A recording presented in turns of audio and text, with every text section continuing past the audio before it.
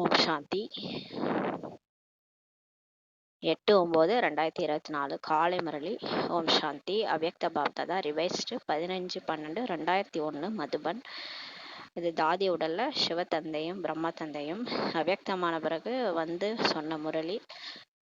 பாபா வந்து நமக்கு ஆசிரியராகி பாடம் எடுக்க வந்திருக்கிறாரு. சிவத்தந்தை நம்மெல்லாம் இறைமானவர்கள். மிக கவனமா ஆத்மா அபிமானி நிலையிலிருந்து இன்றைய முரளியை கேட்கலாம். பாபா சொல்றாங்க, ஏக் விரதா, ஒரு விரதம் உடையவராக ஆகி தூய்மையின் தாரணை மூலமாக ஆத்மீகத்தில் இருந்து மனசா சேவை செய்யுங்கள் சொல்லி பாபா சொல்றாரு. ஏக் விரதானா ஒரே ஒருத்தர் தான், ஒருவரை தவிர யாருமே இல்லை. சிவபாபா ஒரு தந்தை தான். அந்த ஒரு விரதம் எடுங்க, மனசு புத்தி ஒருங்கிணைச்சு அவரை மட்டும் நினைச்சு தூய்மையாகி தூய்மையின் தாரணை மூலமாக ஆத்மீகத்துல இருந்து ஆத்ம உணர்வுல இருந்து மனசா சேவையை செய்யுங்கன்னு சொல்லி சொல்றாரு. இன்றைய முரளி வந்து ஃபுல்லாவே மனசா சேவையை பத்தி சொல்லியிருக்கிறாரு. நம்ம வாச்சா சேவை, வார்த்தை மூலமா எல்லா சேவையும் செய்யறோம், கருணா சேவை. அதனால அதன் கூடவே மனதின் மூலமா சேவை செய்யும் போது டபுள் மடங்கு நமக்கு வந்து சேமிப்பு ஆகும், ஆசீர்வாதமும் கிடைக்கும்னு சொல்லி பாபா சொல்றாரு. இன்றைக்கு ஆன்மீக தந்தை நாலாப்புறங்களிலும் இருக்கும் ஆத்மீக குழந்தைகளின் ஆத்மீக தன்மையை இப்ப பார்த்துட்டு இருக்கிறாரு. எல்லாரையும் நம்ம ஆத்ம உணர்வுல இருக்கிற குழந்தைகளை பார்த்துட்டு இருக்கிறாரு. ஒவ்வொரு குழந்தைகளிடமும் ஆத்மீக தன்மையின் ஜொலிப்பு, ஜலக் எவ்வளவு இருக்கிறதுன்ட்டு பாபா பார்த்துட்டு இருக்கிறாரு. அப்படியே முகத்துல அப்படியே அந்த ஆத்மாவுடைய ஜொலிப்பு எப்படி இருக்குன்னு பாக்குறாரு. ஆத்மீக தன்மை கண்கள் மூலமாக தான் வெளிப்படுகிறது. இப்போ ஒருத்தவங்களை பார்த்தா ஆன்மீகமா இருக்கிறாங்க, அவங்கள பார்த்தாலே ஒரு அம்மன் மாதிரி தெரியுறாங்கன்னு எப்படி சொல்லுவாங்கன்னா, அவங்க கண்ணை பார்த்தாதான் அந்த மாதிரி இருக்கும்னு சொல்லி சொல்றாரு. எப்பயுமே அந்த ஆன்மீகத்தினுடைய தன்மை வந்து கண்கள்ல வெளிப்படும் அப்படின்னு சொல்லி பாபா சொல்றாரு.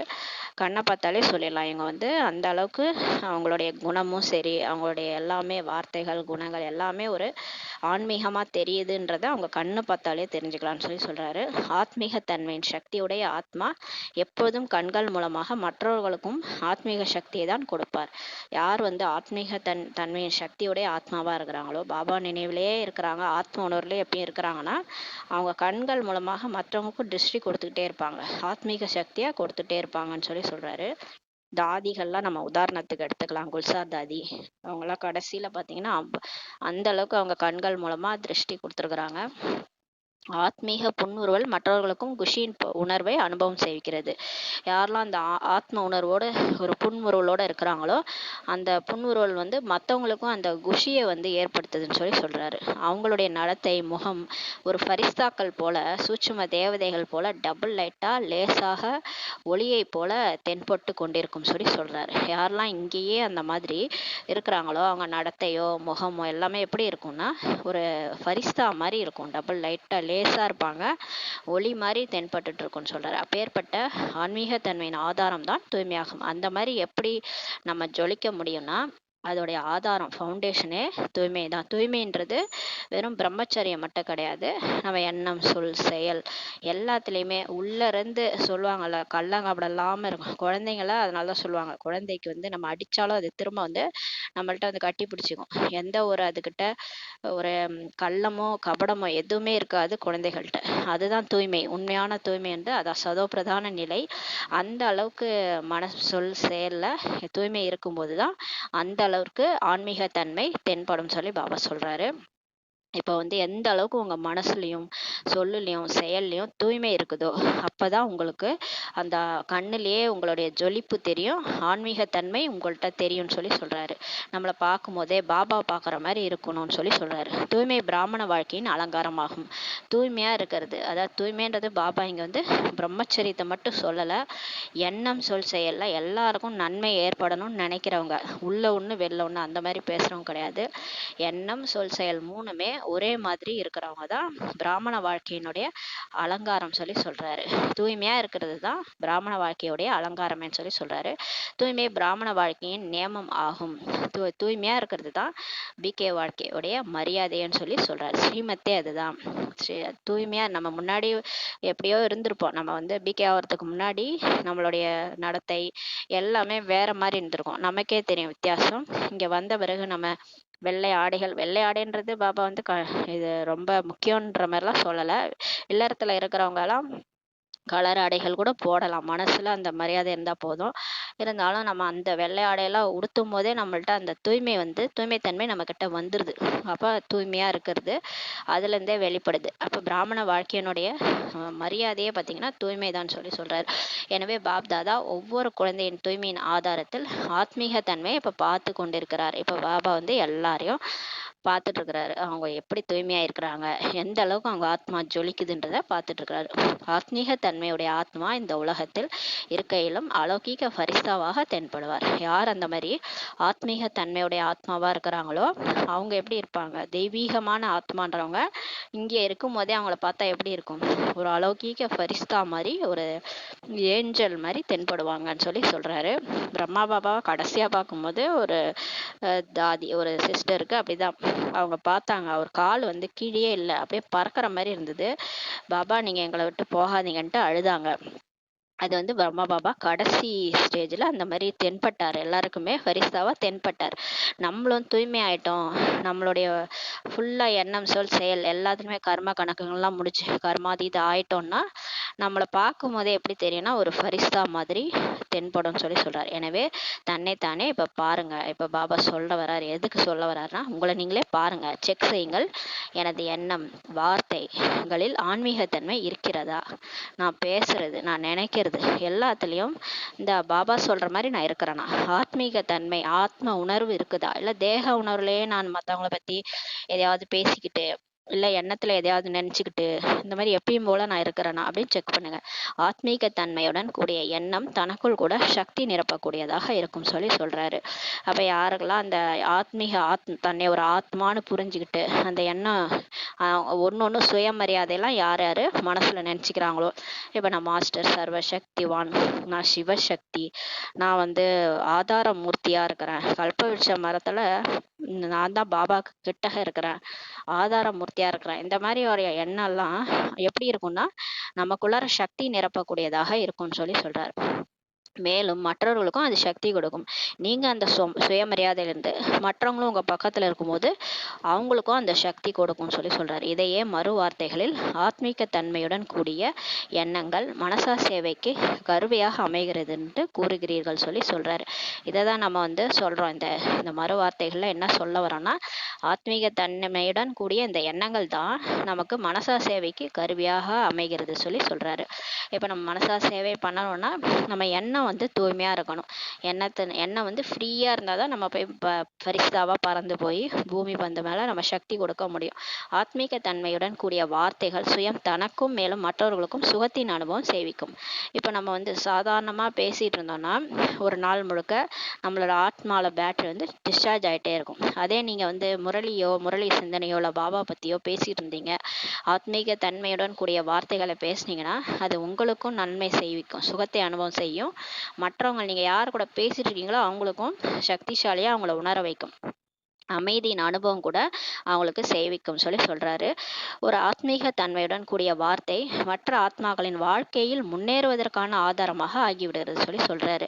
இப்ப நீங்க பேசுற ஒரு வார்த்தையுமே பாத்தீங்கன்னா, நீங்க ஆத்மீக தன்மையுடன் கூடி பேசுனீங்கன்னா, இப்ப முரளி சிந்தனை, இந்த முரளியை பத்தி பாபா பத்தி ஏதாவது பேசுனீங்கன்னா அது மற்றவங்களோட வாழ்க்கையில இல்ல வாழ்க்கை வாழ்வதற்கான ஏதாவது ஒரு வார்த்தைகளை, நல்ல விதமான வார்த்தைகளை நீங்க பேசும்போது, சுபமான வார்த்தைகள் பேசும்போது மற்றவங்களுடைய வாழ்க்கையை முன்னேறுவதற்கான ஆதாரமாகவே அது ஆயிடுதுன்னு சொல்லி பாபா சொல்றாரு. அதுவும் பிகே ஆன பிறகு நமக்கு வந்து வார்த்தைகள்ல சக்தி கொடுத்துறாரு கடவுள். அதனால நம்ம அந்த டைம்ல யாருக்குமே சாபமே கொடுக்கக்கூடாது.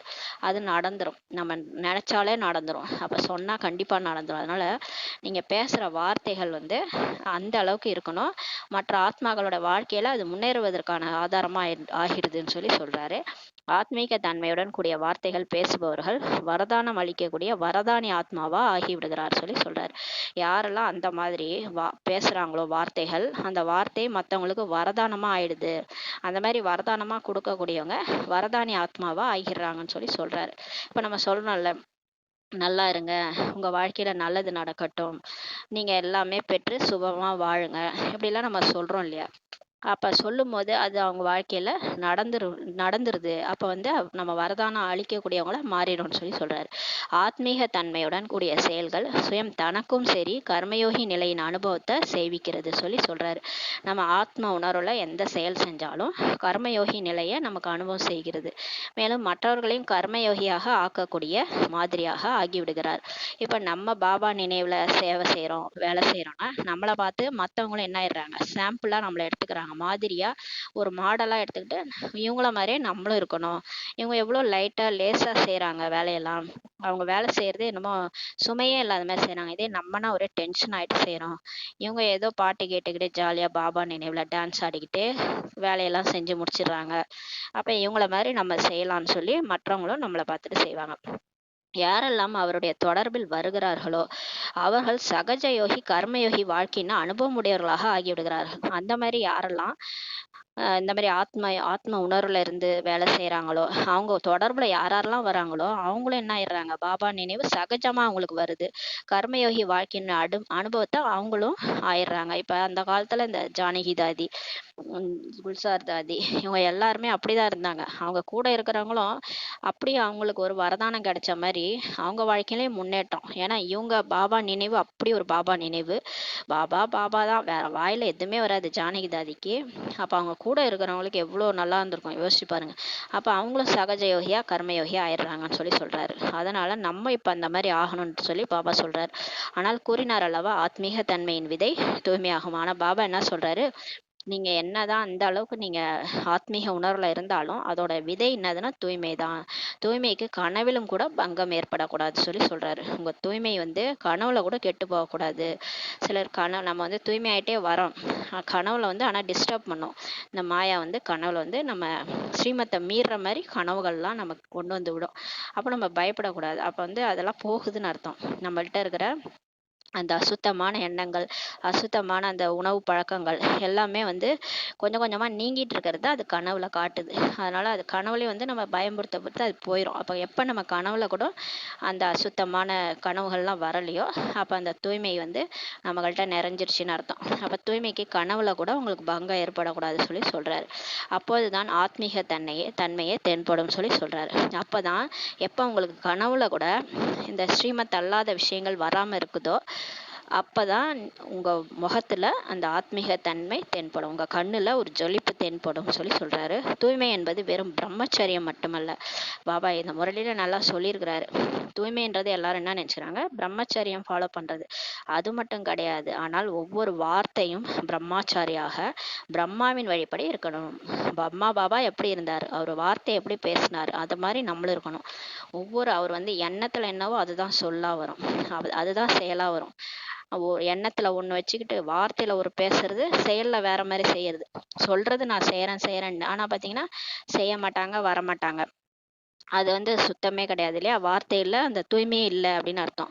அதனால நம்ம வார்த்தை, எண்ணம், சொல், செயல் மூணுமே ஒரே மாதிரி நம்ம வந்து கரெக்டா சொல்லிடணும். முடியாது, அந்த உண்மையை பேசணும். அதான் பாபா சொல்றாரு. எண்ணம், சொல், செயல் மூணுமே ஒரே மாதிரி இருக்கிறது தான் தூய்மைன்றது சொல்றாரு. இதுதான் வந்து பிராமணர்களுடைய முக்கியமான நியமமே என்னன்னு பாத்தீங்கன்னா தூய்மைதான் சொல்லி பாபா சொல்லிட்டாரு. அதனால தூய்மை என்பது வெறும் பிரம்மச்சரியம் கிடையாது. ஒவ்வொரு வார்த்தையும் பிரம்மாவின் வழிபடி இருக்கணும். ஒவ்வொரு எண்ணம் கூட பிரம்மாச்சாரியாக தான் இருக்கணும்னு சொல்றாரு. ஒவ்வொரு செயலும் பிரம்மாச்சாரியாக இருக்க வேண்டும். அப்ப நம்மளுடைய எண்ணம், சொல், செயல் மூணுமே பிரம்மா பாபாவை ஃபாலோ பண்ணணும். அவர் எப்படி இருந்தார், சாக்காரத்துல அவர் எப்படி இருந்தார், அவர் என்ன நினைச்சாரோ அதான் செஞ்சாரு.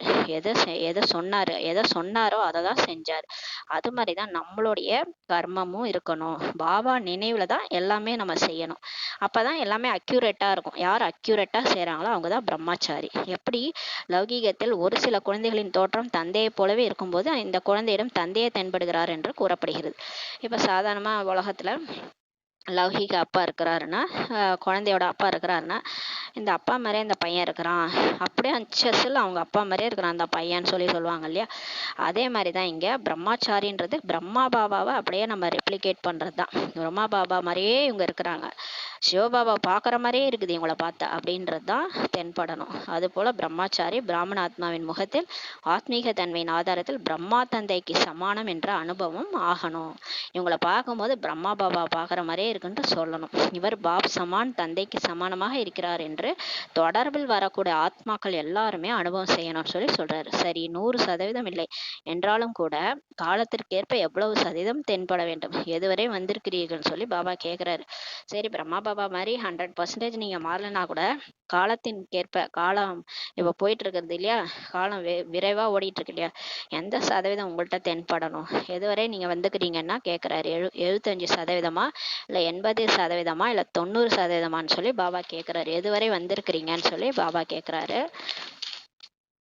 முன்னாள் வரிசையில் அமர்ந்திருப்பவர்கள் சொல்லுங்கன்னு சொல்றாரு. பாருங்கள், உட்காருவதிலோ நீங்க முன்னால உட்கார்ந்துருக்கிறீங்க, எனவே பிரம்மாச்சாரி ஆவதில் கூட முன்னாள் நம்பர்ல நீங்க ஆக வேண்டும் அல்லவா. முன்னாள் உங்களுக்கு சீட்டு கிடைச்சிருக்கு இல்லையா, அப்ப பிரம்மா பாபா மாதிரி நீங்க பிரம்மாச்சாரியா முன்னாடி வந்துடணும் நம்பர்ல சொல்றாரு. முன்னால் இருப்பீர்களா இல்லையான்னு சொல்லி கேட்கிறாரு. பாப்தாதா ஒவ்வொரு குழந்தையின் தூய்மையின் ஆதாரத்துல ஆத்மீக தன்மையை இப்ப பார்க்க விரும்புறாரு சொல்றாரு. பாப்தாதாவிடம் எல்லாருடைய சார்ட்டும் இப்ப இருக்குதான், எல்லாரையும் நம்ம அவர் கவனிச்சுட்டு தான் இருக்கிறாராம். நம்ம காலையில இருந்து அமிர்த வேலை பண்றோமா, அப்புறம் பாபா நினைக்கிறோமா, அப்புறம் சாயங்காலம் முரளி படிக்கிறோம், முரளி எத்தனை தடவை படிக்கிறோம், அப்புறம் எத்தனை தடவை மனசா சேவை பண்றோம், எல்லாமே லிஸ்ட் அவுட்டே இருக்குதான். யார் யார் என்ன பண்றாங்க எல்லா விஷயம் அவருக்கு தெரியுமா. மேல ஒரு பெரிய டிவி இருக்குல்ல, அதுல பார்த்துட்டு இருக்கிறாராம் குழந்தைகள்லாம் என்ன பண்றாங்கன்ட்டு. ஆனா அவர் சொல்வதில்லை, ஆனால் சார்ட் அவர்கிட்ட இருக்கிறது. என்னென்ன செய்கிறார்கள், எப்படி செய்கிறார்கள், எல்லாமே பாப்தாதாவிடம் சார்ட் இருக்குதான். கடவுள்கிட்ட மேல சூட்சும லோகத்துல இருந்து 2 பேர் சும்மா தானே இருக்காங்க, என்ன பண்ற, அவங்களுக்கு வேலையே ஒன்றும் இல்லை. பிரம்மா பாபாவுக்கும் சிவபாபாவுக்கும் நம்மளை பார்க்கறது தான் வேலையே, நம்மளை தான் அவர் பார்த்துட்டு இருக்கிறாராம். தூய்மையில் கூட இப்போது சில குழந்தைகளின் சதவீதம் மிக குறைவா இருக்குதுன்னு சொல்றாரு. தூய்மை அந்த அளவுக்கு இல்லை, சில குழந்தைகள் ரொம்ப குறைவா இருக்கிறாங்க. தூய்மைன்றது பிரம்மச்சரியம் மட்டும் இல்லைன்னு சொல்லி பாபா சொல்லியிருக்கிறாரு. எண்ணம் சொல் செயல்ல தூய்மை இல்லைன்றத பாபா பார்த்தாரு. காலத்திற்கேற்ப உலகத்தின் ஆத்மாக்களாகிய உங்களை ஆன்மீக தன்மையின் சாம்பிள் மாதிரியாக பார்க்க விரும்புறாங்க. இப்ப உலகத்துல எல்லாரும் கேட்டு கேட்டு சலிச்சு போயிட்டாங்க. பக்தியில கூட நான் தான் கடவுள் அப்படின்ட்டாங்க. அப்புறம் இதை செய்யுங்க அப்படி ஆகும், அங்க போய் விளக்கேத்துங்க, அங்க போய் கற்பூரம் ஏத்துங்க, எல்லாம் கேட்டுட்டாங்க. குழந்தை பிறக்கும் எல்லாம் கேட்டுட்டாங்க. கடவுள் இங்க இங்க கடவுள் இப்படி இருப்பாரு அப்படி இருப்பாரு எல்லாத்தையும் கேட்டுட்டாங்க. விஸ்வரூப தரிசனம் எடுத்தாருன்னா இப்படி காட்சி அளிப்பாருன்ட்டு எல்லாம் சொல்லி எல்லாம் கேட்டாச்சு, புத்தகமும் படிச்சாச்சு. ஆனா இப்ப எல்லாரும் என்ன பார்க்க விரும்புறாங்க, அந்த ஆன்மீக தன்மைய நம்மள பார்க்க விரும்புறாங்க. டைரக்டா ஏதாவது சொல்லுங்க, நீங்க சொல்றீங்க கடவுள் வந்துட்டாரு, கடவுள் இப்படிதான் இருக்கிறாருன்ட்டு, அதை பிரத்யட்சமா அவங்க பார்க்க விரும்புறாங்க. சரி, கடவுள் வந்துட்டாரு சொல்றீங்களா, கடவுள் எங்க காட்டுங்கன்னு சொல்றாங்க. அப்ப காட்டணும்னா நம்ம எப்படி காட்ட முடியும் கடவுளை நமக்குள்ளார காட்டணும். நம்ம பாபா மாதிரி பிரம்மா பாபா மாதிரி ஆகி பாப் சமான் ஆகி நமக்குள்ளார கடவுள் காட்சியா அவங்களுக்கு தெரியணும். அந்த அளவுக்கு சாம்பிளா நம்மளை பார்க்க விரும்புறாங்கன்னு சொல்றாரு. இதற்கான எளிய சாதனமாவது ஒரே ஒரு வார்த்தை தான், அட்டென்ஷன், கவனத்தில் கொள்ளுங்கள் சொல்றாரு. திரும்ப திரும்ப அந்த ஒரு வார்த்தையை தனக்கு தானே அண்டர்லைன் அடிக்கோடிட்டு கொள்ளுங்கள். அந்த ஒரு வார்த்தையாவது ஏக்கு விரதா பவ, ஒருவரின் விரதத்தில் இருப்பவர் ஆவீர்களாக. இந்த வார்த்தையை டபுள் கோடிட்டுக்கோங்க, அடிக்கடி நினைவு பண்ணுங்க. ஒருத்தரோட நினைவுல இருங்க, ஏக்கு விரதா பவ. பாபா நினைச்சானா ஆட்டோமேட்டிக்கா பாபா மாதிரி ஆயிடும் இல்லையா. பூவோட சேர்ந்த நாரும் மணக்கம் இல்லையா, அந்த மாதிரி பாபா கூட சேர்ந்து நம்மளும் அவர் மாதிரி ஆயிடும். எங்கு ஒன்று இருக்கிறதோ அங்கு ஏக்கு விரதா, ஒருமுக நிலை இயல்பாகவே வந்து விடுகிறது சொல்றாரு. இப்ப ஒரு பாபா தான், எனக்கு ஒரு பாபா தவிர வேற யாரும் இல்லைன்ட்டா ஈஸியா உங்களுக்கு ஒருமுகத்தன்மை வந்துரும்ன்றாரு. ஆடாது அசையாதவராக இயல்பாகவே நீங்க ஆயிடுவீங்கன்னு சொல்றாரு. ஏக் விரதா ஆகும்போதுதான் ஏக்மத், ஒரே வழியில் நடப்பது மிகவும் சுலபமானதாக ஆகிவிடுது. எப்ப உங்களுக்கு பாபா நினைவு, ஏக் விரதை பதிவிரதைன்னு சொல்லுவாங்கல்ல, அப்படியே புருஷன் சொல்றதான் கேட்பாங்க, மற்றவங்க சொல்றதெல்லாம் கேட்கவே மாட்டாங்க. அந்த மாதிரி இப்ப ஏக்கு விரதா ஆயிடுங்க. நம்மளுடைய பதி யாரு, பரமேஸ்வரன். அவரு கேட்கறது அவர் வழியில தான் போவேன் அப்படின்ட்டு அவரை நினைக்கும் போது கரெக்டா அந்த அவரோட வழியில ஒரு வழியில நடக்கிறது ஈஸி ஆயிடும்னு சொல்றாரு. இருப்பதே ஒருவரின் விரதத்தில் என்றால் ஒருவரின் வழி மூலமாக ஏக்மதி சத்கதி, ஒரு வழி உடையவருக்கு சத்கதி சுலபமாக கிடைச்சிரும்னு சொல்லி சொல்றாரு. ஏக்கர ஸ்திதி ஒரே ரசனை நிலை இயல்பாகவே அமைந்து விடுகிறது சொல்லி சொல்றாரு. எனவே செக் செய்யுங்கள். இப்ப செக் பண்ணுங்க, ஒருவரின் விரதம் இருக்கிறதா, நாள் முழுவதும் பாருங்க, மனசு புத்தி ஒருவரின் விரதத்தில் இருக்கிறதா. விரதம்லாம் இருக்க சொல்றாங்களே, இப்ப பக்தியில விரதம் இருக்கு சொன்னா வியாழக்கிழமை சாய்பாபாவுக்கு விரதம், வெள்ளிக்கிழமை அம்மனுக்கு விரதம், சனிக்கிழமை பெருமாளுக்கு விரதம் இருக்கிறீங்க இல்லையா. ஒரு நாள் ஃபுல்லாக சாப்பிடாம தண்ணி குடிக்காம இருக்கிறீங்க இல்லையா. பாபா சொல்றாரு, எண்ணம் சொல் செயல்ல யாரையும் நினைக்காம என்னை மட்டும் நினைக்கணும். உங்களெல்லாம் சாப்பிடாம இருங்கலாம் சொல்லலை, எண்ணத்தினால யாரையும் நினைக்காம என்னை மட்டும் நினைக்கணும். ஒருவருடைய விரதத்தில் இருக்கிறதா மனசு புத்தின்ட்டு செக் பண்ணுங்க நாள் முழுவதும் சொல்லி சொல்றாரு. கணக்கில் கூட ஆரம்ப கணக்கு 1 என்ற எண்ணிலிருந்து தான் ஆரம்பமாகிறது. இப்ப கணக்குல பாத்தீங்கன்னா ஆரம்ப கணக்கு வந்து எதுல இருந்து ஆரம்பிப்பாங்க, ஒண்ணுல இருந்து தான் ஆரம்பிப்பாங்க இல்லையா. ஒரு எண் என்ற எண்ணிலிருந்து தான் ஆரம்பமாகிறது. ஒரு புள்ளி மற்றும் ஒரு வார்த்தை, ஒரு எண்ணை இட்டுக்கொண்டே செல்லுங்கள் சொல்லி சொல்றாரு. இப்போ ஒரு புள்ளி வச்சிருங்க, ஒரு புள்ளி தான் சிவபாபா. அவரு கூட ஒரு ஒரு புள்ளி வச்சுக்கிட்டு ஒரு எண் போட்டுக்கிட்டே போங்க. ஒரு புள்ளி வைத்து கொண்டே செல்லுங்கள், பின் எவ்வளவு அதிகரித்து கொண்டே போகும். டெய்லியுமே புள்ளி புள்ளி புள்ளி கூட ஒன்று ஒன்றா சேர்த்துக்கிட்டே போங்களேன். அப்போ எவ்வளோ நீங்கள் லட்சக்கணக்கு ஒரு நாள் ஃபுல்லாக அவரை நினைவு பண்ணீங்கன்னா எவ்வளோ சேமிப்பாயிடும்ன்றாரு. எனவே வேறு எதுவுமே நினைவுக்கு வரக்கூடாது. 1 என்ற வார்த்தையோ நினைவில் இருக்கும் அல்லவா. இப்போ 1 நாள் நல்லா ஞாபகம் இருக்கும் இல்லையா, 2 3 நாள்னா ஞாபகம் இருக்காது, 1ன்னா ஈஸியாக ஞாபகம் இருக்கும் இல்லையா. காலமும் ஆத்மாக்களும் ஒரு விரதமுடைய ஆத்மாக்களாகிய உங்களை அழைத்து கொண்டிருக்கிறார்கள். இப்போ பாருங்களேன், நீங்க ஒருத்தரையே நீங்க நினைக்கிறீங்க, ஒரு கடவுளே துணைவனா ஆக்கியிருக்கிறீங்க. உங்களுக்காக தான் இந்த டைம் காத்துட்டு இருக்குது. நிறைய ஆத்மாக்கள் பக்தர்கள்லாம் உங்களை கூப்பிட்டுட்டு இருக்கிறாங்க. காதுல கேட்கலையா, ஏ சாந்தி தேவர்களேன்ட்டு அழைக்கிறாங்க, கேட்கலையா உங்க காதலான்னு கேட்கிறார். எனவே காலத்தின் அழைப்பு, ஆத்மாக்களின் குரல், ஏ தேவாத்மாக்களே உங்களுக்கு கேட்கவில்லையா சொல்லி பாபா கேட்கிறார். இயற்கை கூட இயற்கையின் தலைவர்களாகிய உங்களை பார்த்து பார்த்து முறையிட்டு கொண்டிருக்கிறது. ஏ பிரகிருதிபதி அப்படின்னு நம்மளதான் கூப்பிடுதான். இயற்கை கூட கூப்பிடுதான், இயற்கையின் தலைவர்களாகிய நம்மளதான் கூப்பிடுதான், பார்த்து பார்த்து முறையிட்டு இருக்குதான். ஏ பிரகிருதிபதி, இயற்கையின் தலைவர்களாகிய ஆத்மாக்களே இப்போது பரிவர்த்தனை செய்யுங்கள். இயற்கை கதறுதான் பாபாட்ட போய், எங்களை ரொம்ப கொடுமைப்படுத்துறாங்க. சத்தியுகத்துல எவ்வளோ நாங்க சதோ பிரதானமா இருந்தோம், இப்ப தமோ பிரதானமாக்கி காடெல்லாம் வெட்டி நாடெல்லாம் என்ன ஃபுல்லா வீடு வீடா கட்டி அசுத்தமாக்கி எப்படி ஆக்கிட்டாங்க. இப்ப வந்து கூப்பிட்டுட்டு இருக்குதான், கடவுள்கிட்ட சொல்லி நம்மளதான் கூப்பிடுதான். பிரகிருதிபதிகளே வாங்க, எங்களுக்கு வந்து இப்ப மாற்றம் செய்யுங்கள்னு சொல்லி கேக்குது. திரும்ப எங்களை சதோப்பிரதான நிலை கூட்டு போங்க. இதுவோ இடையிடையில் சிறு சிறு உதறல்கள் ஏற்பட்டு கொண்டே இருக்கின்றன சொல்லி சொல்றாங்க பாபா. ஆதரவற்ற ஆத்மாக்களுக்கு திரும்ப திரும்ப துக்கத்தின் பயத்தின் உதறல்கள் எடுக்குமாறு செய்யாதீர்கள் சொல்லி பாபா சொல்றாரு. இப்ப பாருங்க, நிறைய உலகத்துல இந்த நிலச்சரிவு, பூகம்பம், இதுல இறந்து போனவங்க நிறைய பேர். இதுல வந்து அனாதையா ஆதரவு இல்லாம நிறைய பேர் நிக்கிறாங்க. அவங்கள்ட்ட திரும்ப திரும்ப துக்கத்தின் பயத்தின் உதறல்கள் எடுக்க மாதிரி நீங்க செய்யாதீங்க. ஒரேடியா முடிச்சுட்டா ஒரேடியா சத்தியோகம் போயிடலாம். நீங்க என்ன இப்படி இருக்கிறீங்கன்னு சொல்லி நம்மளை கூப்பிடுறாங்களாம். இயற்கையெல்லாம் முக்தி அளிக்கக்கூடிய ஆத்மாக்களாகி நீங்க தான் மாஸ்டர் முக்தி தாத்தா. நீங்க முக்தி அடைஞ்சாதான் நீங்க மற்றவங்களுக்கு முக்தி கொடுக்க முடியும். முக்தி அளிக்கக்கூடிய ஆத்மாக்களாகி நீங்க தான் மாஸ்டர் முக்தி தாத்தா, முக்தி அளிக்கும் வள்ளல். எப்போதும் இந்த ஆத்மாக்களுக்கு முக்தி அளிப்பீர்கள் சொல்லி கேக்குது இயற்கை.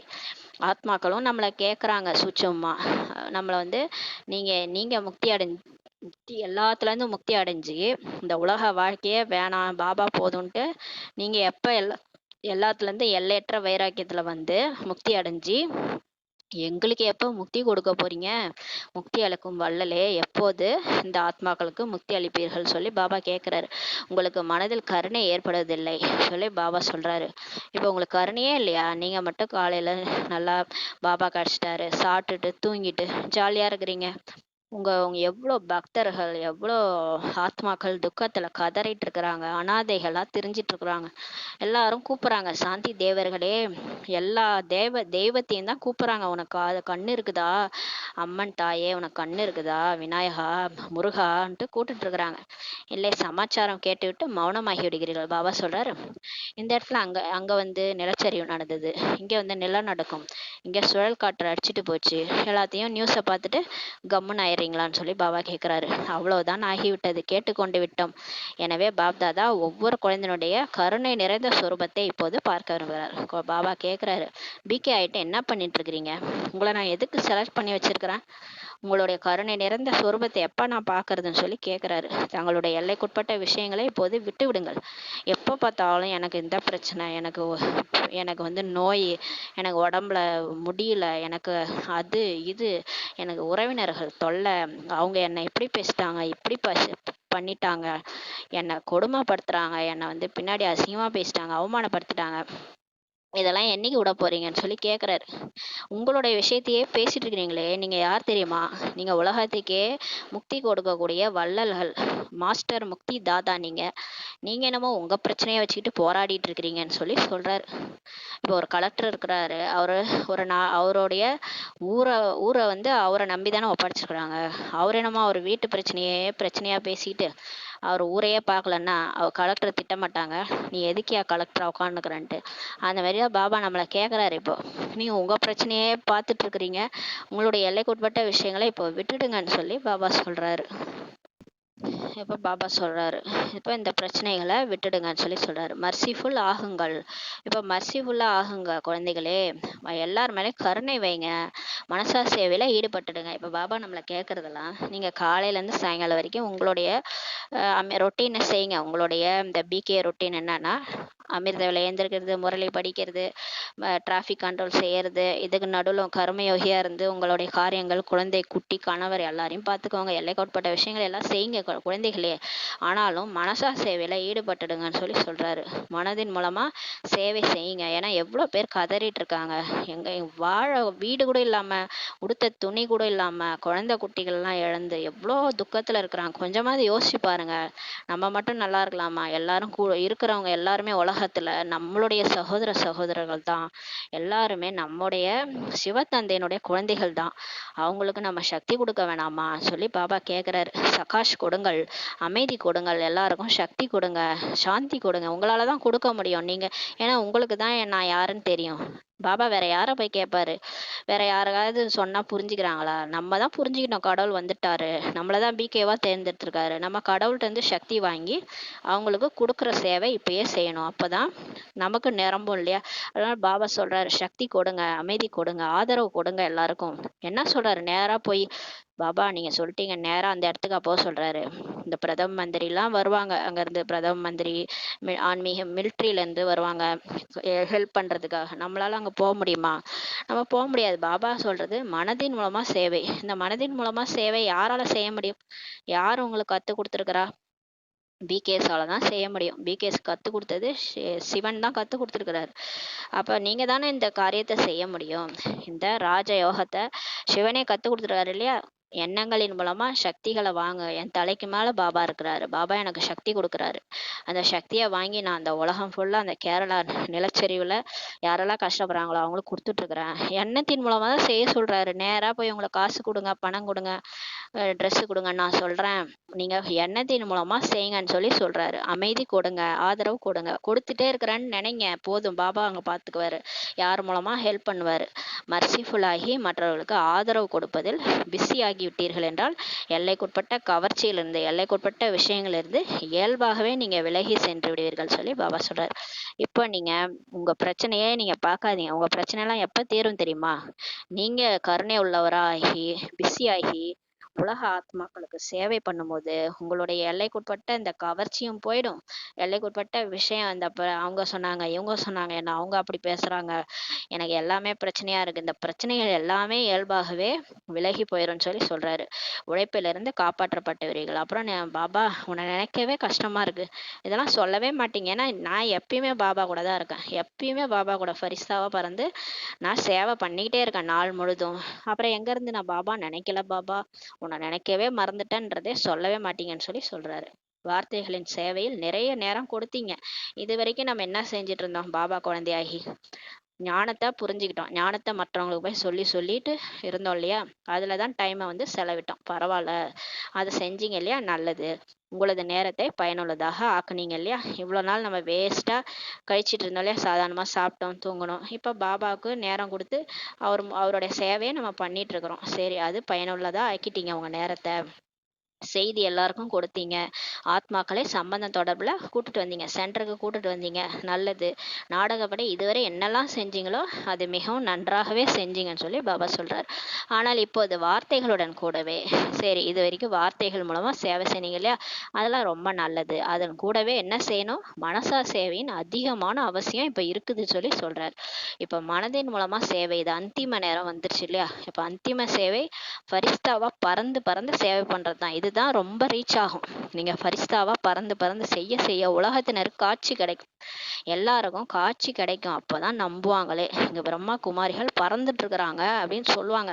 அது ஒரு காலத்துல சொல்லுவாங்க எல்லாரும். நீங்க செய்ய செய்யதான் அது காட்சியா கிடைக்கும். பாபா காட்சி காட்டுவாரு. அப்பதான் அதிசயமே ஏற்படும். அதனாலதான் பாபா செய்ய சொல்றாரு. மனசா சேவையின் அதிகமாக இப்ப அவசியம் இருக்குன்னு சொல்லி சொல்றாரு. மேலும் இந்த மனசா சேவை ஒவ்வொருவரும் புதியவரோ சரி பழையவரோ சரி யானைப்படையினரோ சரி குதிரைப்படை காலாட்படை இது எல்லாருமே உங்களால செய்ய முடியும்னு சொல்லி சொல்றாரு. இந்த மனதின் மூலமா சேவை வார்த்தைகள் மூலமா என்னால செய்ய முடியாது. இது சொல்லுவாங்கல்ல, ஐயோ எனக்கு பேசவே தெரியாதுங்க, நான் எப்படி போய் இந்த ஞானத்தை சொல்றது, நான் சொன்னா ஏதாவது சொல்லிடுவாங்களோ எனக்கு பயமா இருக்குன்ட்டு சில பேர் இருப்பாங்க. நீங்க வார்த்தை சேவை பண்ணலனாலும் பரவாயில்ல, சென்டர்ல போய் கர்மனா சேவை செய்யலனாலும் பரவாயில்ல, எல்லாராலையும் இந்த மனதின் மூலமா சேவை செய்ய முடியுன்றாரு பாபா. வீட்டுல உட்காந்துக்கிட்டு என்ன வேலை உங்களுக்கு? எண்ணத்தின் மூலமா சேவை செய்யுங்க. அது புதியவங்களா இருந்தாலும் செய்யலாம், பழைய ஆளு பழைய பிகேவா இருந்தாலும் செய்யலாம், 40 வருஷ பிகேவா இருந்தாலும் செய்யலாம், யானை படையினர் யானை மகாரதிகளும் செய்யலாம், குதிரைப்படையினர் ஃபாஸ்டா முயற்சி பண்றவங்களும் செய்யலாம், இந்த பொறுமையா நவந்துட்டு இருக்கிறாங்க காலாட்படையினர் அவங்களும் செய்யலாம். எல்லாருமே இந்த சேவை செய்ய முடியும்னு சொல்லி சொல்றாரு. இதில் பெரியவர்கள் செய்வார்கள், நாமோ சிறியவர்கள் ஆவோம். அப்படிலாம் நினைக்க வேண்டிய அவசியமே இல்லை. நாங்களும் நோய்வாய்ப்பட்டிருக்கிறோம், நாங்களும் சாதனம் உடையவர்கள் இல்லை, இப்படியெல்லாம் சொல்ல தேவையில்லை இல்லையா? நம்ம இப்போ வார்த்தை சேவைக்கு சொல்லுவோம், ஐயோ எங்களுக்கு வயசாயிடுச்சு எங்களால் வர முடியாது, ஐயோ சென்டருக்கு வர முடியாது, எங்களுக்கு உடம்பு சரியில்லை அதனால நான் சேவை செய்ய முடியாது, எனக்கு கை வலிக்குது கால் வலிக்குது கருணா சேவை செய்ய முடியாது, இதெல்லாம் நம்ம சொல்றோம் ரீசன். பாபா சொல்றாரு, இதுக்கு இந்த மாதிரி ரீசன் நீங்க சொல்லவே தேவையில்ல. எங்கள்கிட்ட ஃபோன் இல்லை, ஃபோன் இருந்தா சேவை செய்வேன் இப்படிலாம் சொல்லுவாங்க சில பேர். அதெல்லாம் இங்க ரீசனே தேவையில்லை, எந்த ஒரு ஆதாரமும் இங்க வேண்டியதில்லை சொல்லி பாபா சொல்றாரு. உட்காந்த இடத்துல உட்காந்துட்டு பாபாட்ட சக்தி வாங்கி நீங்க உலகம் ஃபுல்லா கொடுக்க முடியுன்றாரு. இது சிறிய சிறிய குழந்தைகள் கூட செய்ய முடியும்னு சொல்லி சொல்றாரு. குழந்தைகளே மனதால் சேவை உங்களால் செய்ய முடியும் அல்லவா சொல்லி கேட்கிறாரு. எல்லாரும் ஹாஞ்சி ஆமாம் சொல்லி சொல்றாங்க. எனவே இப்போது சொல்லின் சேவை மற்றும் மனம் மூலம் செய்யும் சேவையின் பேலன்ஸ் சமநிலை கொள்ளுங்கள். வார்த்தையில பேசிட்டு இருந்தாலும் அந்த டைம்ல ஃபரிஸ்தாவா பறந்து பூமி ஃபுல்லா சக்தி கொடுங்க, 2 வேலை செய்யுங்க. இப்ப பெண்கள்லாம் பாருங்களேன், ஒரே நேரத்துல நிறைய வேலை செய்வாங்க. ரொம்ப 10 கை இருக்கிற மாதிரி ஒரே நேரத்துல துணியும் துவைப்பாங்க, ஒரே நேரத்துல அந்த சமையலையும் பார்த்துக்குவாங்க, எல்லா வேலையும் செய்வாங்க இல்லையா? 10 கை இருக்கிற மாதிரி தான் பெண்களுக்கெல்லாம். அப்போ உங்களால செய்ய முடியாதா? நீங்க வார்த்தையால ஒருத்தவங்கள்ட்ட பேசிட்டு இருந்தாலும் நீங்க அப்படியே புத்தி மூலமா பறந்து பறந்து ஃபரிஸ்தாவா சேவை செய்ய முடியும் இல்லையா சொல்லி பாபா கேட்கிறார். சமநிலை வைங்க.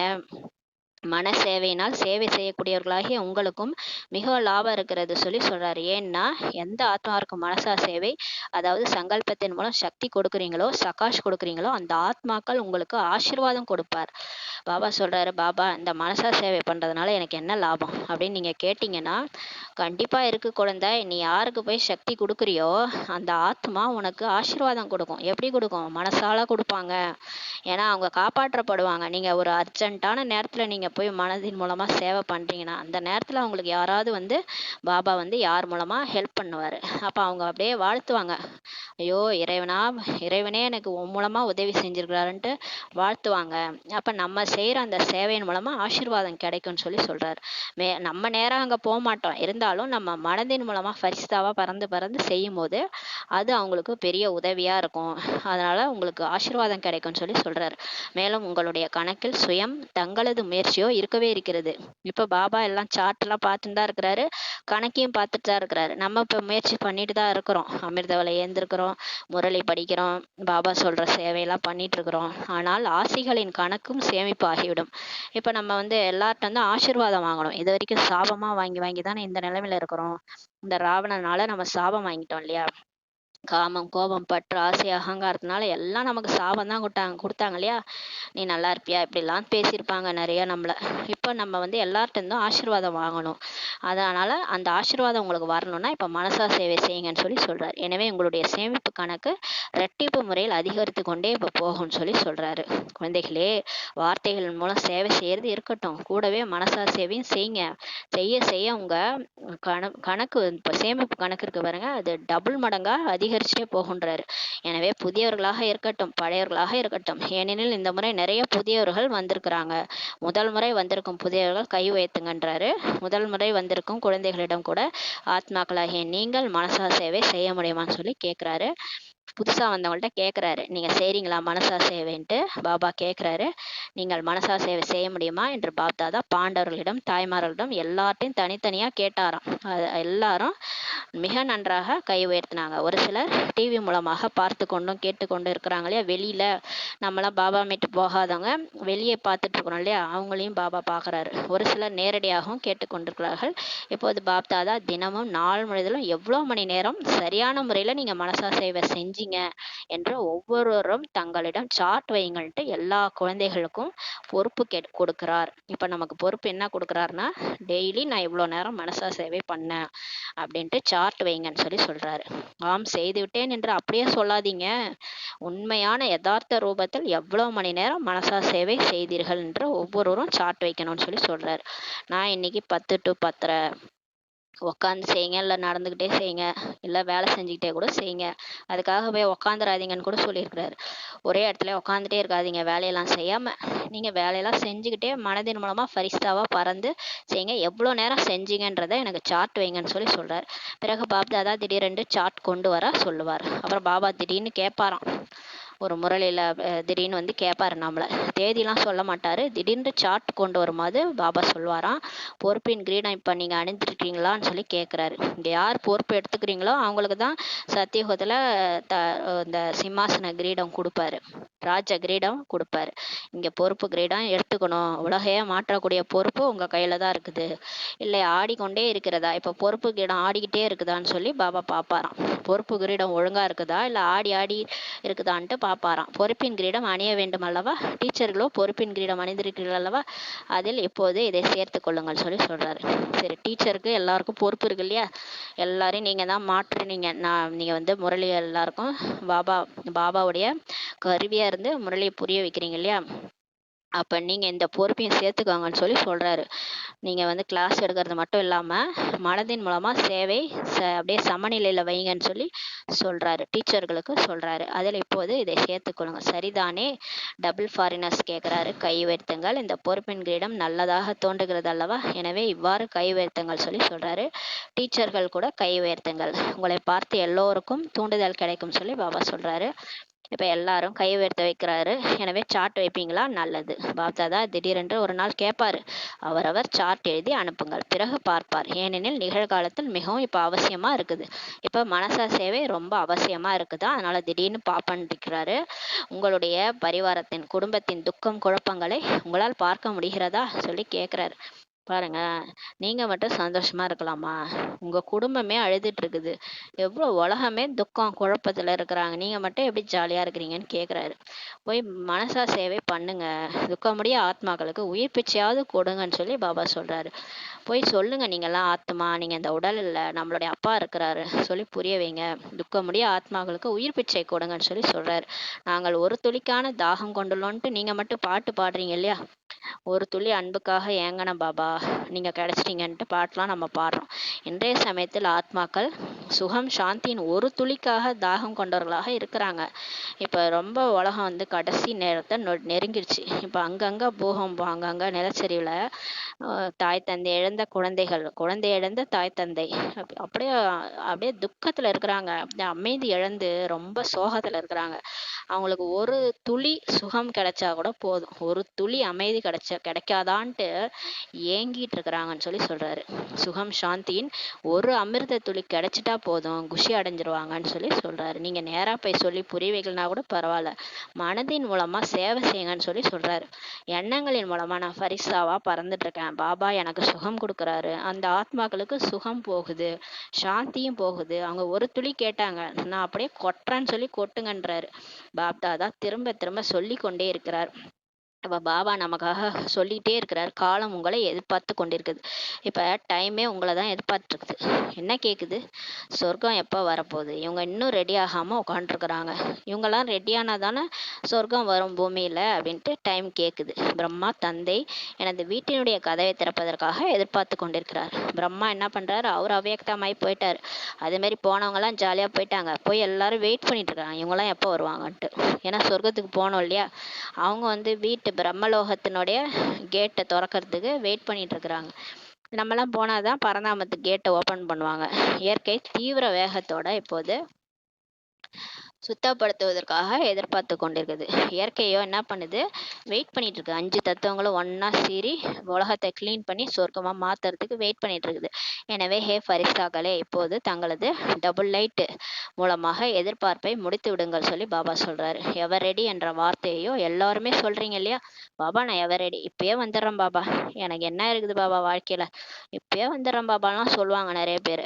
ஆனால் சம்பன்னமாகி சம்பூர்ணமாவதில் தான் எவர் ரெடி ஆகி உள்ளீர்களான்னு சொல்லி கேட்கிறாரு. இப்பயே வர்றதுன்னா வந்துருவீங்க, ஆனா எங்க நீங்க திருந்துனீங்கன்னு கேட்கிறாரு. தூய்மை ஆயிட்டீங்களா, சம்பன்னம் ஆயிட்டீங்களா, சம்பூர்ணம் ஆயிட்டீங்களான்னு கேட்கிறாரு. சரி, நீங்க இப்ப வர்றதுக்கு ரெடியா இருக்கிறீங்க, ஆனா இப்ப நீங்க ஆத்ம உணர்வுல இருக்கிறீங்களா? எப்ப பார்த்தாலும் தேக உணர்வுல உடம்பு முடியல, கைய வலிக்குது, காலை வலிக்குது. நீங்க தேக உணர்வுல இருக்கக்கூடாது, ஆத்ம உணர்வுல இருந்துட்டு நம்ம சம்பன்னம் ஆயிரும். சம்பன்னம்னா குணங்கள், தூய்மை, சுகம், சாந்தி, சக்தி, அமைதி, ஞானம், பேரானந்தம் எல்லாத்துலயும் நிறைஞ்சு இருக்கணும். சம்பன்னமா ஆகி சம்பூர்ணமா கம்ப்ளீட்டா இருக்கணும். எல்லாத்துலயும் நிரம்பி கம்ப்ளீட்டா ஆகி பிரம்மா பாபா மாதிரி ஃபரிஸ்தா மாதிரி ஆயிருக்கணும்.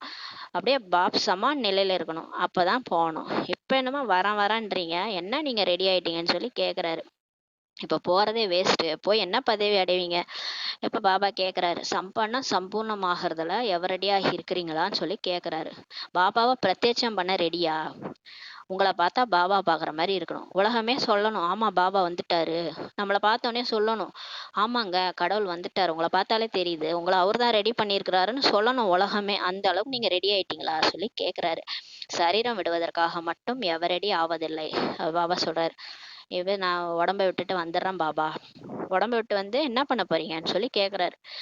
உடம்பை விட்டுட்டு வர்றதுக்கு மட்டும் ரெடி கிடையாது, பாபாவை பிரத்யட்சம் பண்ண ரெடியா? எல்லா குணங்களிலும் சக்திகளிலும் சம்பன்னமாகி சம்பூர்ணமா இருக்கிறீங்களா? ஞான சொரூபம் ஆயிட்டீங்களா சொல்லி கேக்குறாரு. ஆனால் பாப் சமான் தந்தைக்கு சமானமாக ஆவதில்ல, எவரடி ஆகணும்னு சொல்லி பாபா சொல்றாரு. இங்கு மதுபனில் இருப்பவர்கள் எல்லாருமே முன்னால உட்கார்ந்துருக்குறாங்க, நல்லது சேவையும் செய்யறாங்க. அதனால மதுபனில் இருக்கிறவங்க உட்கார்ந்துருக்குறாங்க முன்னாடி. அவங்க எல்லாம் எவரடி ஆவீர்களான்னு சொல்லி கேக்குறாரு. அவங்க சிரிக்கிறாங்க. நல்லது, முதல் வரிசையில் அமர்ந்திருக்கும் மகாரதிகள் எவரடி ஆகுறீங்களா சொல்லி கேக்குறாரு. அதாவது பாப் சமான் ஆயிட்டீங்களான்னு கேக்குறாரு. தந்தைக்கு சமானமாக ஆவதில் எவரடி? அப்படியே போவது என்றால் அட்வான்ஸ் பாட்டில் செல்வீர்கள். பாபா சொல்றாரு, எனக்கு சமானமாகாம இப்பயே சும்மா சரீரம் விட்டுறேன் பாபா அப்படின்னு போயிட்டீங்கன்னா அட்வான்ஸ் பார்ட்டியில தான் போவீங்கன்னு சொல்லி சொல்றாரு. அட்வான்ஸ் பார்ட்டியோ விரும்பாவிட்டாலும் அதிகரித்து கொண்டே போய் கொண்டிருக்கு. அட்வான்ஸ் பார்ட்டினா திரும்ப இங்கே பிறந்துருவாங்க.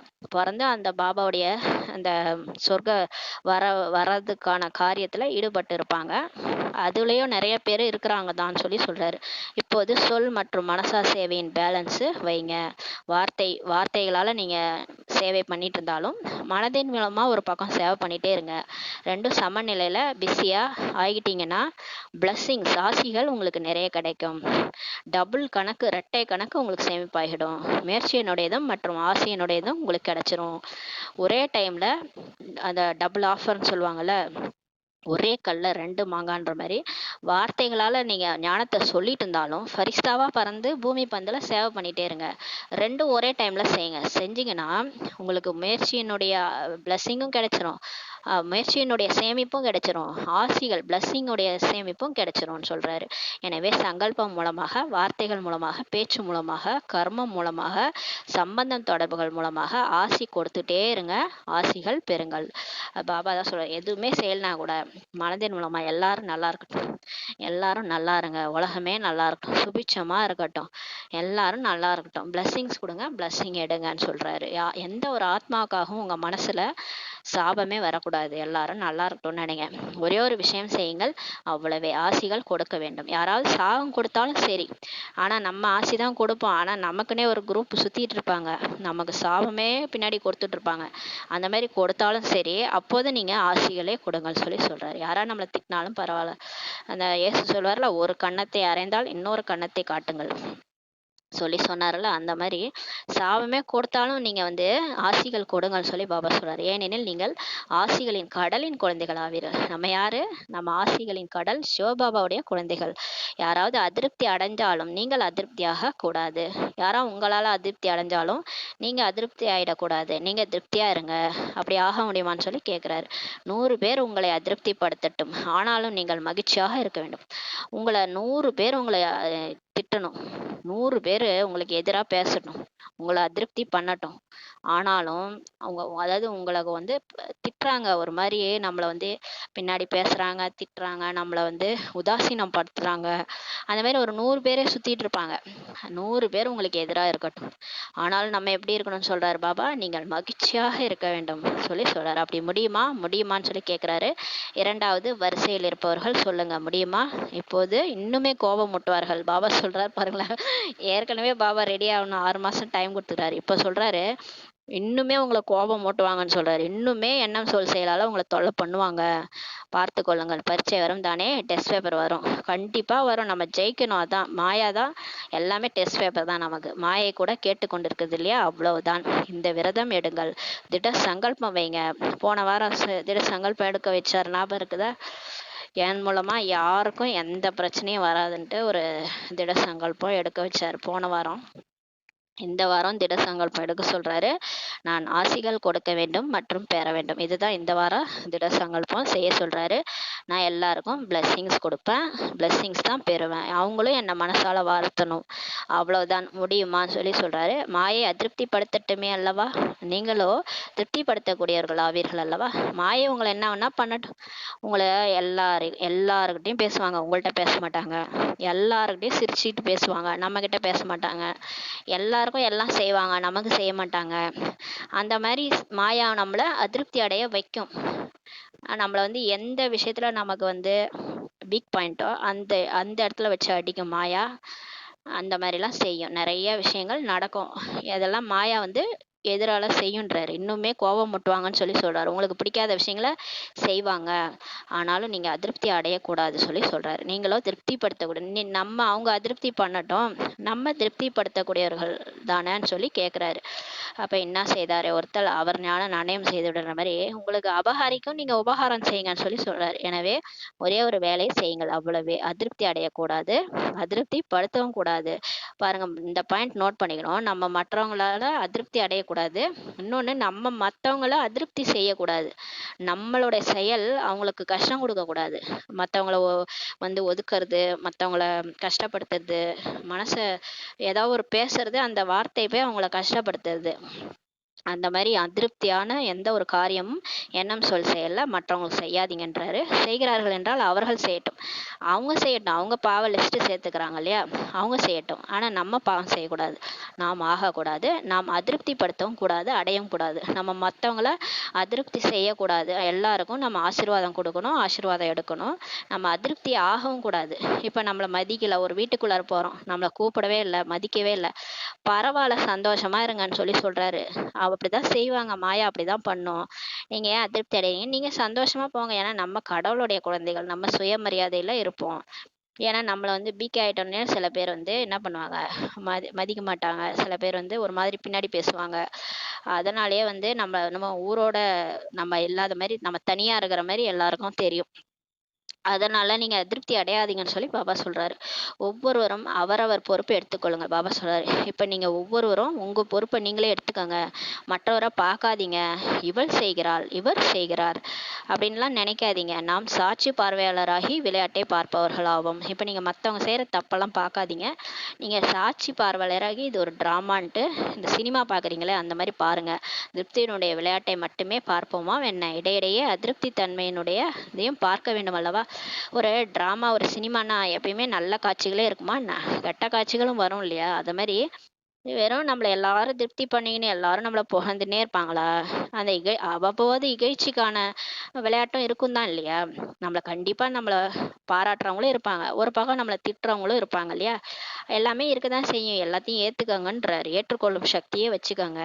இடையிடையே அதிருப்தி தன்மையும் நீங்க பார்க்கணும் தான். அதுவும் உங்க வாழ்க்கையில நடக்கும்ன்றாரு. உங்கள அதிருப்திப்படுத்தக்கூடியவர்களும் வருவாங்க தான். எல்லாத்தையும் ஏத்துக்கங்க. ஏன்னா நமக்கு தான் திருப்திப்படுத்தக்கூடிய ஒரு கடவுளே இருக்கிறாருல்ல. அப்புறம் இவங்கெல்லாம் ஏமாத்துறோம். இவங்கள்ட்டலாம் ஏன் நீங்க எதிர்பார்க்குறீங்க? மனுஷங்கள்ட்ட எதையும் எதிர்பார்ப்பே வச்சுக்கூடாது. ஆனால் ஒவ்வொருவரும் தங்களை தாங்களே திருப்தியாக வைத்துக் கொள்ளுங்கள் சொல்லி சொல்றாரு. ஏன்னா திருப்தி மணியா இருக்கிறவங்களால தான் சொர்க்கத்துக்கே போக முடியும். அதனால பாபா எனக்கு ஒரு பாபா கிடைச்சிட்டாரு. எனக்கு எல்லாமே கிடைச்சிருச்சு. அவ்வளவுதான். திருப்தி மணியா இருங்கன்னு சொல்லி சொல்றாரு. தாய்மார்கள் பாண்டவர்கள் முடியுமான்னு சொல்லி கேக்குறாரு. பாப்தாதா வரைபடத்தை பார்த்து விடுவார். பாப்தாதாவிடம் மிகப்பெரிய டிவி கூட இருக்குதாம். மிகவுமே பெருசாம். ஒவ்வொருவரையும் பாபா பார்ப்பாராம். அதுல எந்த நேரத்துல யார் என்ன செஞ்சுக்கிட்டு இருக்கிறாங்க என்பதை கூட பாபா பார்க்கறாராம். ஆனால் அவர் சொல்ல மாட்டாராம். உங்களுக்கு கூறுவதில்லை. ஏன்னா நம்ம கஷ்டப்படுவோம்னு அவர் சொல்றதில்ல. மற்றபடி நிறங்கள் நிறையவே பார்க்கறாராம். ஒளிந்து ஒளிந்து என்ன செய்றீங்கன்னுலாம் பாபா பார்க்கறாராம். பாபா மேல இருந்து என்ன பண்றாரு பாருங்களேன். ஒளிஞ்சு ஒளிஞ்சு நம்ம என்ன செய்றோம்னு சொல்லி எல்லாம் பார்க்கறாராம். அதையும் பார்க்கிறார். குழந்தைகளுடைய தந்திரசாலித்தனமும் நிறைய இருக்கிறது அல்லவா? நிறைய பேர் தந்திரசாலித்தனமா என்னென்னமோ செய்றாங்க. அதையும் பார்க்கறாராம். தந்திரம் நிறைய இருக்கிறதாம். பிகேஸ் தான் சொல்லிட்டு இருக்கிறாரு. நான் பிகேஸ் கிடையாது. பிகேஸ் தான் சொல்றாரு. தந்திரம் நிறைய பண்றாங்க. பாப்தாதா குழந்தைகளுடைய தந்திரசாலித்தனங்களை சொன்னார் என்றால் நீங்கள் கொஞ்சம் யோசிக்க முற்பட்டு விடுவீர்கள். அவர் சொல்லிட்டாருன்னா நம்ம கொஞ்சம் யோசிக்க ஆரம்பிச்சிருவோமா? அதனால சொல்றது இல்லையா? உங்களை எதற்கு சிந்தனையில் ஆழ்த்த வேண்டும் சொல்லிட்டு பாபா நம்மள்ட்ட சொல்லலையாம். உண்மையை சொன்னாருன்னா நம்ம உடனே பயந்துருவோம்னு சொல்லிட்டு சொல்லலையாம். ஆனால் மிகவும் புத்திசாலித்தனமாக செய்றாங்களாம் நிறைய பிகேஸ். எல்லோரையும் விட புத்திசாலிகளை பார்க்க வேண்டும் என்றாலும் கூட பிகேஸ் பிராமணர்களை தான் பாருங்கள் சொல்லி சொல்றாரு. உலகத்திலே எல்லாரோட புத்திசாலி வந்து பிகேஸ் தானாம். கடவுளுக்கே பாபா மேல இருந்து பார்த்துட்டு இருக்கிறாருன்னு கூட தெரியாம நிறைய விஷயங்களை பண்ணிட்டு இருக்கிறாங்க. ஆனால் இப்போது எதில் புத்திசாலியாக போகிறீர்கள் சொல்லி கேட்கிறாரு. சரி உங்க புத்திசாலித்தனத்தெல்லாம் விடுங்க. புத்திசாலி ஆக போறீங்கன்னு சொல்லி கேட்கிறாரு. மனசா சேவையில புத்திசாலி ஆகுங்கன்னு சொல்லி பாபா சொல்றாரு. முன்னாள் நம்பர் எடுத்துக்கொண்டு விடுங்கள். இப்ப யார் இதுலதான் முன்னாள் நம்பர்ல போயிருவீங்க. யார் மனசா சேவை செய்றீங்களோ அவங்க முன்னாடி நம்பர்ல போயிடுவீங்கன்னு சொல்லி சொல்றாரு. பின்னால் இருந்து விடாதீர்கள்.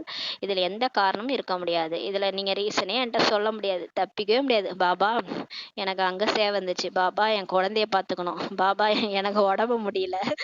எதுவும் நீங்க சொல்ல முடியாதுன்றாரு. இதுல என்கிட்ட ரீசனே சொல்ல முடியாது. டெய்லியுமே நான் சார்ட் பார்ப்பேன். மனசா சேவை செய்யலைன்னா அவ்வளவுதான் சொல்லி மிரட்டுறாரு. இதுல ரீசனே கிடையாது. நேரம் கிடைப்பதில்லை, சான்ஸ் கிடைப்பதில்லை, உடல் நலம் நாம என்னென்ன என்னென்ன ரீசன் சொன்னோன்ட்டு பாபா சொல்றாரு பாருங்களேன். டைம் கிடைக்கல. வார்த்தைகளின் சேவை செய்யறதுக்கு டைம் கிடைக்கலலாம் சொல்றீங்க இல்லையா? டைம் கிடைப்பதில்லை, சான்ஸ் கிடைப்பதில்லை, உடல் நலம் சரியில்லை, யாருமே என்னை கேட்கவில்லை. பாபா பாபா என்ன சேவைக்கு கூப்பிடவே இல்லை பாபா யாருமே. இப்படி எல்லாரும் சொல்லியிருக்கிறாங்க யாரோ. அதான் பாபா சொல்றாரு. இந்த மாதிரி எந்த ரீசனையும் இப்ப சொல்லவே முடியாது. இதெல்லாம் எதுவுமே கிடையாது. எல்லாருமே செய்ய முடியும். இப்ப எல்லாருமே மனசா சேவை செய்ய முடியும்னு சொல்லி சொல்றாரு. குழந்தைகள் ஓட்டப்பந்தயத்தின் விளையாட்டு விளையாடினீர்கள் அல்லவா? இப்போது இதில் ஓட்டப்பந்தயம் மேற்கொள்ளுங்கள். மனசா சேவையில் ஓட்டப்பந்தயம் மேற்கொள்ளுங்க சொல்றாரு. நீங்க சாதாரணமா ஓட்டப்பந்தயம் ரேஸ் இந்த 500 மீட்டர் அந்த மாதிரி ஓடுவாங்க இல்லையா? அந்த மாதிரி ரேஸ் வந்து இப்ப விளையாடுங்க. யார் ஃபர்ஸ்ட் மனசா சேவையில ஓடுறாங்கன்னு பார்க்கலாமான்னு சொல்லி கேட்கிறாரு. யார் ஃபர்ஸ்ட் போறீங்களோ அவங்க நம்பர் முன்னாடி வந்துருவீங்க. 108 லட்சுமி நாராயணல வரணும்னா மனசா சேவை நல்லா செய்யுங்கன்னு சொல்லி சொல்றாரு. நல்லது. கர்நாடகாவின் டர்னு. சேவையில் வந்திருக்கும் கர்நாடகாவினர் எழுந்திருங்கள் சொல்றாரு. இத்தனை பேர் எல்லாரும் சேவைக்காக வந்திருக்கிறாங்க. நல்லது. இது கூட சுலபமாக சிறந்த புண்ணியத்தை சேமிப்பு செய்வதற்கான பொன்னான வாய்ப்பு. பக்தியில் கூறப்படுகிறது, ஒரு பிராமணருக்கு கூட சேவை செய்தீர்கள்னா பெரிய புண்ணியமாகிறது அப்படின்ட்டு பக்தியில சொல்லுவாங்களாம். மேலும் இங்கு எத்தனை உண்மையான பிராமணர்களுக்கு நீங்க சேவை செய்றீங்க? இப்ப சேவை செஞ்சிருக்காங்க இல்லையா அவங்க மதுபன்ல வந்து, அதனால இவ்வளோ பிராமணர்களுக்கு நீங்க சேவை செய்யறதுனால உங்களுக்கு நிறைய புண்ணியம். பக்தியில சொல்றாங்கல்ல, ஒரு ஏதாவது ஒரு படைக்கிறதுக்கு பிராமணருக்கு கூப்பிட்டு செஞ்சீங்கன்னா புண்ணியம்னு சொல்லுவாங்க. இங்க பாருங்க, நம்ம எல்லா பிகேஸ்லாம் பிராமணர்கள் தான். எல்லாருக்கும் அவங்க சேவை செய்யறதுனால பெரிய புண்ணியம். எனவே இது நல்ல சான்ஸ், வாய்ப்பு கிடைக்கிறது அல்லவா? நன்றாக இருந்ததா இல்லை களைப்பு ஏற்பட்டதான்னு கேட்கிறாரு. ஒன்றும் களைத்து விடவில்லையே, ஆனந்தம் ஏற்பட்டதல்லவா? உண்மையான உள்ளத்துடன் புண்ணியம் என்று நினைத்து சேவை செய்கிறார்கள் என்றால் அதற்கான கண்கூடான பலனாவது அவர்களுக்கு களைப்பு ஏற்படாது, குஷிதான் ஏற்படும் சொல்றாரு. இப்ப நம்ம உண்மையான உள்ளத்தோட நம்ம சேவை செய்யறோம்னா நமக்கு களைப்பே வராது, குஷி தான் வரும்னு சொல்லி பாபா சொல்றாரு. இந்த பிரத்யட்ச பலன் புண்ணியத்தின் சேமிப்பினுடையது அனுபவமாகும். சிறிதளவு கூட ஏதாவது ஒரு காரணத்தினால களைப்பு வருதுன்னா, கொஞ்சம் அப்படி ஒரு உணர்வு ஏற்படுகிறதுனா உண்மையான உள்ளத்தினோட சேவை செய்யலன்னு என்பதை புரிஞ்சுக்காங்கன்னு சொல்றாரு. சேவை என்றாலே பிரத்யட்ச பலன் பழமாகும். சேவை செய்வதில்லை, பழம் சாப்பிடுகிறீர்கள். ஆனால் கர்நாடகாவின் எல்லா சேவதாரிகளும் தங்களது நல்ல சேவையின் பாகத்தை இப்ப நடிச்சீங்க மற்றும் சேவையின் பழத்தையும் சாப்பிட்டீங்க. அதான் குஷி கிடைச்சது இல்லையா? நம்ம நல்லா சென்டர்ல சேவை பண்ணோம்னா பாருங்களேன், அது ஒரு இன்ஸ்டன்ட் குஷி கிடைக்கும். அப்பதான் நம்ம வந்து அந்த பிரதிபலன் எதிர்பார்க்காம உண்மையான உள்ளத்தோட சேவை செஞ்சிருக்கிறோம்னு அர்த்தம். இதே நம்ம ஏதோ டென்ஷன் ஆயிட்டு செஞ்சோம்னா அந்த குஷியே இருக்காது. அப்ப உண்மையான உள்ளத்தோட நம்ம சேவை செய்யலாம்னு அர்த்தம்னு சொல்லி பாபா சொல்றாரு. நல்லது. எல்லா டீச்சர்களும் ஒன்றாக இருக்கிறீர்களா? டீச்சர்களுக்கும் எத்தனை முறை சீசனில் டர்ன் கிடைக்கிறது. இந்த டர்ன் கிடைப்பது கூட பாக்கியத்தின் அடையாளம். இப்போது டீச்சர்கள் மனசா சேவையில முன்னேறி போகணுன்றாரு. ஆனால் அதற்காக நான் மனசா சேவை செய்து கொண்டிருக்கிறேன்ட்டு நாள் முழுதும் உட்கார்ந்துட்டே இருக்காதீங்க. யாராவது கோர்ஸ் பாடமுறையை கேட்க வந்திருக்கிறாங்கன்னா நீங்க இல்லை நான் மனசா சேவை செய்யறேன்ட்டு சொல்லக்கூடாது. அது மாதிரி மனசா சேவை செய்யறேன்ட்டு மற்ற சேவையெல்லாம் செய்யாம இருக்கக்கூடாது சொல்றாரு. எப்போதாவது கர்மயோகத்தின் நேரம் வரும்போது கூட நான் மனசா சேவை செய்துகிட்டு இருக்கிறேன்ட்டு சொல்லக்கூடாது. அவ்வாறு இல்லை, பேலன்ஸ் இருக்கணும். ஒரு சிலருக்கு அதிகமான போதை ஏறிக்கிட்டு இல்லையா? ஆக அந்த மாதிரி போதை ஏறிக்கொள்ளாதீர்கள். சிலருக்கு மனசா சேவை பண்ணி பண்ணி அப்படியே அதுலயே மூழ்கிடுவாங்க. அந்த மாதிரி ஆகக்கூடாது. நீங்க வார்த்தை யாராவது கோர்ஸ் கேட்க வந்திருக்காங்கன்னா அவங்களுக்கு போய் புரிய வைங்க, அப்படியே மனசா சேவை செய்யுங்க. இல்லை ஒருவேளை கிச்சன்ல போய் சேவை செய்யணும், ஏதாவது பெருக்கணும், கூட்டணும், அதனாலும் நான் இல்லை நான் மனசா சேவை செய்யறேன்னு போய் உட்காந்திக்க கூடாது, அந்த சேவையை செய்யணுன்றாரு. பேலன்ஸ் வைங்க. பேலன்ஸ் மூலமாக தான் பிளஸ்ஸிங் கிடைக்கும், ஆசிகள் கிடைக்கும் சொல்றாரு. பேலன்ஸ் இல்லை என்றால் பிளஸ்ஸிங்கும் கிடைக்காது. இப்போது அனைவரும் ஒரு நொடியில மனசா சேவை அனுபவம் செய்யுங்கள். இப்ப நம்ம எல்லாரும் போயிட்டு பரிஸ்தாவா பூமி பந்து மேல பறக்கிறோம். பாபா நம்ம தலைக்கு மேல சக்தி கொடுக்குறாரு. அமைதி சக்தி எல்லாருக்கும் போகுது. உலகத்துல ஒரு துளி அன்புக்காக, அமைதிக்காக, சுகத்திற்காக, சக்திக்காக ஏங்கிட்டு இருக்கிற அனைத்து ஆத்மாக்களுக்கும் இப்ப பாபா கிட்ட இருந்து பரிஸ்தாக்கள் நாம வாங்கி அவ்வளோ சக்திகளையும் குணங்களையும் அமைதியையும் கொடுத்துக்கிட்டே இருக்கிறோம். எல்லாருக்கும் இப்ப போயிட்டே இருக்குது. ஆத்மாக்களுக்கு அமைதி மற்றும் சக்தியின் உயிர் பிச்சை கொடுங்கள். நல்லது. நாலாபுறங்களின் சர்வசிரேஷ்ட ஆத்மீக தன்மையின் அனுபவம் சேவிக்கும் ஆத்மீக ஆத்மாக்களுக்கு அனைத்து சங்கல்பம் மற்றும் கனவிலும் கூட தூய்மையின் படத்தை படிக்கும் பிரம்மச்சாரி ஆத்மாக்களுக்கு அனைத்து திட சங்கல்பத்தை தரித்திருக்கும் மனசா சேவதாரி தீவிர புருஷார்த்தி ஆத்மாக்களுக்கு சதா ஆசிகள் கொடுக்கும் மற்றும் பெறக்கூடிய புண்ணிய ஆத்மாக்களுக்கு பாப்தாதாவின் இதய ராமன் திலாராமனான தந்தையின் இதயபூர்வமான உயிர்க்குயிரான அன்பு நிறைந்த அன்பு நினைவுகள் மற்றும் நமஸ்காரம் சொல்லி பாபா சொல்றாங்க. வரதானம். ஈஸ்வரிய சகவாசத்தில் இருந்து தவறான சகவாசத்தின் தாக்குதலிலிருந்து தப்பித்திருக்கும் எப்பொழுதும் சத் சங்கத்தில் இருப்பவர் ஆவீர்களாக. வரதானம் கொடுக்குறாரு. இப்ப பாபா நமக்கு கிடைச்சிட்டாரு. இப்ப ஈஸ்வரனுடைய சகவாசத்துல வந்துட்டு இப்ப மாயாவுடைய சகவாசம், தவறான சகவாசத்து தாக்குதல் நமக்கு ஏற்படுது இல்லையா? அதுல இருந்து தப்பித்து இருக்கக்கூடிய எப்போதும் சத்தியமான சங்கத்தில் இருப்பவர் ஆவீர்களாக வரதானம் கொடுக்குறாரு. எப்பேற்பட்ட மோசமான சகவாசமாக இருந்தாலும் சரி, ஆனால் உங்களுடைய சிறந்த சகவாசம் அதுக்கு முன்னாடி பல மடங்கு சக்திசாலியாக ஆகும் சொல்றாரு. நம்ம யாரா கெட்டவங்களே வந்தா கூட நம்ம கூட சேர்ந்தாங்கன்னா அவங்க எப்படி ஆயிடுவாங்க? அவங்களுக்கும் நல்லது நடக்கும்னு சொல்லி பாபா சொல்றாரு. ஈஸ்வரிய சகவாசத்திற்கு முன்னால் அந்த சகவாசம் ஒண்ணுமே இல்லைன்னு சொல்றாரு.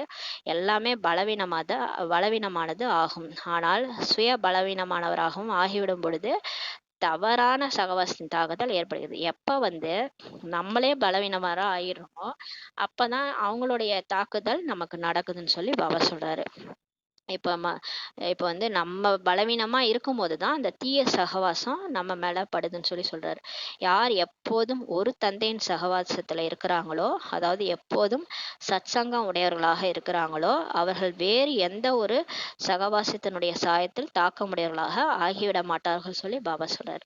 யார் எப்பவுமே பாபாவை நினைச்சிட்டே இருக்கிறாங்களோ, எப்பயுமே பிகேஸ் கூடயே இருக்கிறாங்களோ, சென்டரில் போயிட்டு முரளி படிக்கிறது கேட்கறது அதே மாதிரியே இருக்கிறாங்களோ, அவங்க தீய சகவாசத்தினுடைய சாயத்தில் வரமாட்டாங்கன்னு சொல்லி சொல்கிறாரு. வீணான விஷயங்கள், வீணான சகவாசம், அதாவது தீய சகவாசம் அவர்களை கவர்ச்சியில் வருமாறு எப்பயுமே செய்ய முடியாது சொல்லி சொல்கிறாரு. அந்த மாதிரி இருக்கிறவங்க சத்சங்கத்தில் இருப்பவங்களா இருப்பாங்கன்னு சொல்லி சொல்கிறாரு. ஸ்லோகன்: தீமையை கூட நன்மையாக மாற்றுபவர்களே மகிழ்ச்சியுள்ள உடையவர்களாக இருக்க முடியும். இப்போ நம்ம பிகே வாழ்க்கையில் வந்தோடனே நமக்கு எல்லாமே நன்மையாகவே நடக்குமா? இல்லை இல்லையா? நம்ம வாழ்க்கையில எப்பயுமே சுகம் துக்கம், அந்த மேடு பள்ளம் அந்த மாதிரி தான் இருக்கும் இல்லையா?